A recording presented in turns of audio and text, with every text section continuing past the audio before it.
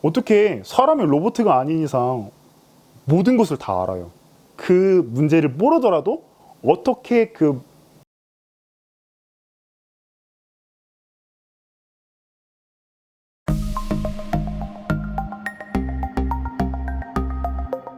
우선은 시험을 임하는 사람은 변별력이 있다라고 생각하고 준비를 해야 된다고 생각합니다.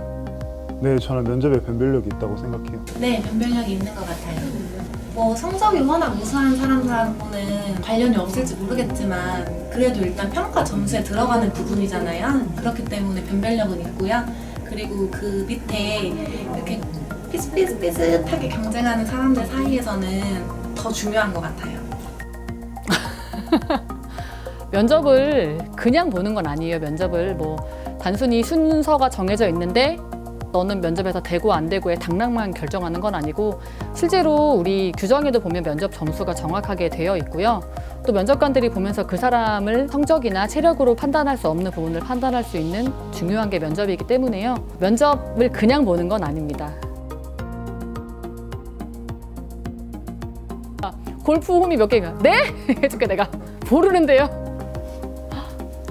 골프 홈을 만약에 물어봤다면 실제로 그 홈은 저도 모릅니다. 저도 골프를 안 쳐봐서 모르는데 뭐 그 질문을 한 사람이 면접관이 실제로 그 홈 개수를 물으려고 한 질문은 아닌 것 같아요. 거기에 대해서 어떻게 순발력이 있게 대답을 한다든지 만약에 저한테 그 질문을 한다면 저는 심폐소생술이 30대인 건 알아도 골프 홈은 모릅니다. 이렇게 대답할 것 같은데요.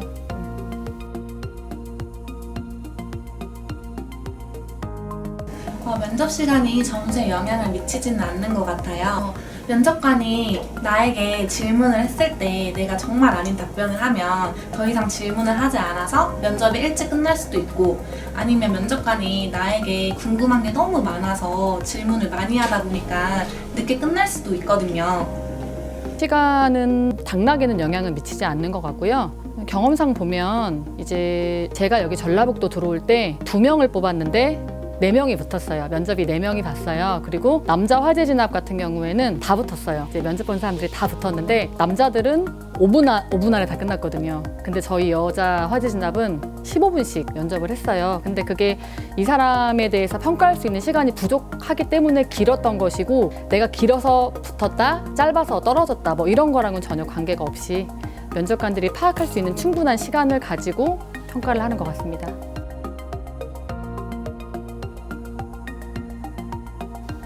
얼만큼 준비했냐에 따라서 다를 것 같아요. 저는. 네, 짧은 시간 안에 어필이 가능하다고 생각해요. 가장 기본적인 것 같아요. 뭐 들어갈 때 걸어가는 걸음걸이라든지 당당하게 그리고 말할 때 말하는 자신감 그리고 바른 태도 그런 것들이 짧은 시간 안에도 나를 평가할 수 있는 요소라고 생각해요. 이미 제출된 서류가 있기 때문에 내가 답변이 길지 않더라도 어느 정도는 자기가 걸어온 길, 그동안 노력한 것들이 보여질 거라고 생각합니다. 네. 저는 면접 시간이 짧아도 충분히 자기 자신을 어필할 수 있다고 생각을 합니다. 면접에 면접관들이 물어보는 것만 단답형으로 대답을 한다면 당연히 자기를 어필할 수 없겠지만요. 그 질문에 나의 삶, 그리고 내가 표현하고자 했던 거를 녹여서 대답을 한다면 충분히 나를 표현할 수 있다고 봅니다.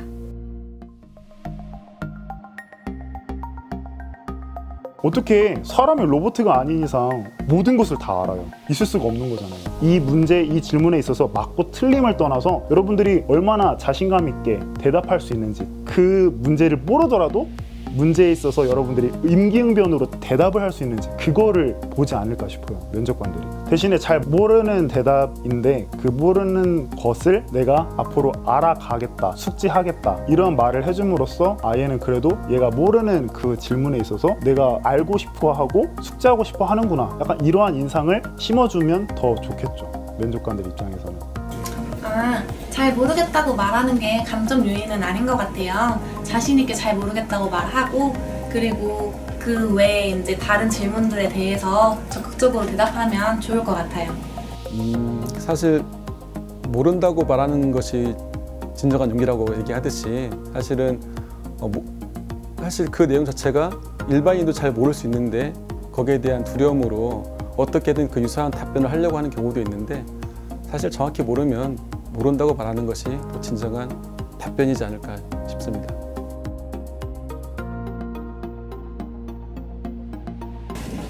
저는 마지막 말할 기회를 면접관이 주지 않는다면 안 하는 게 좋을 것 같아요.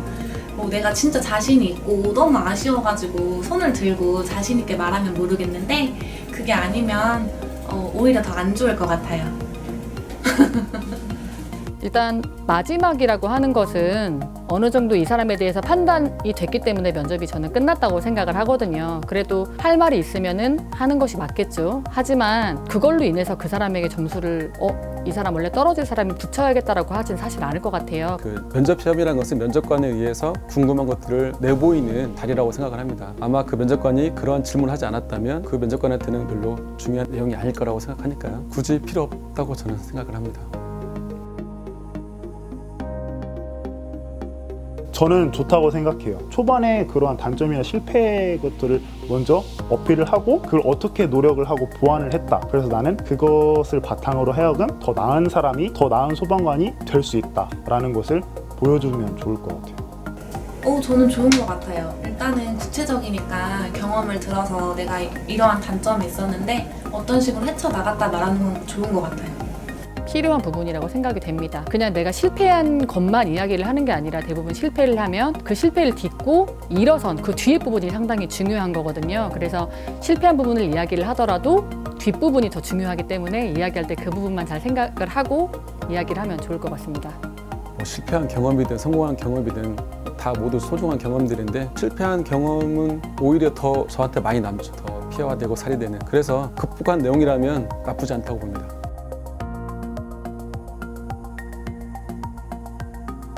요즘 이 드라마 보면은 아주 캐주얼하게 입고 오고 또 그러한 사람이 면접에서 되게 점수도 잘 받는 드라마도 있긴 한데요. 모르겠습니다. 저 같은 경우는 그 상황에 맞는 그냥 옷, 제가 나이 들었나요? 저는 중요한 것 같아요. 그 복장 자체도 저의 첫인상인데 처음 갔을 때 제가 뭐 청바지에 흰티를 입고 간다거나 하면은 안 되겠죠. 최소한의 예의인 것 같아요.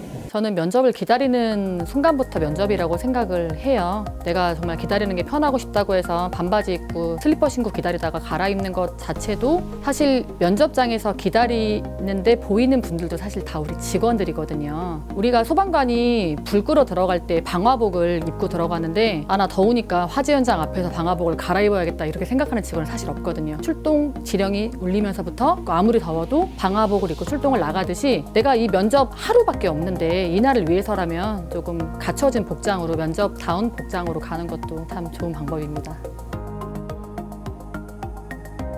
저는 솔직하게 말하는 게 그래도 좋다고 생각을 해요. 제 생각은 솔직한 게 중요한데 만약 겉으로 드러나는 정보를 내가 준비를 했다면 걸리지 않게 꼭 내 것인 것처럼 말하면 될 것 같아요. 근데 걸리지 마세요.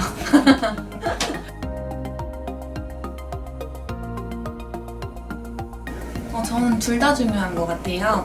내가 잘하는 거를 표현을 해서 그 잘하는 게 조직에 어떻게 융화가 되는지를 말하면 가장 좋을 것 같고요. 네, 둘 다 너무 중요한 것 같아요. 사실 질문의 유형에 따라 다를 것 같은데 어느 포커스로 물어봤는지에 따라서 개인과 조직 두 가지가 다 중요하고요.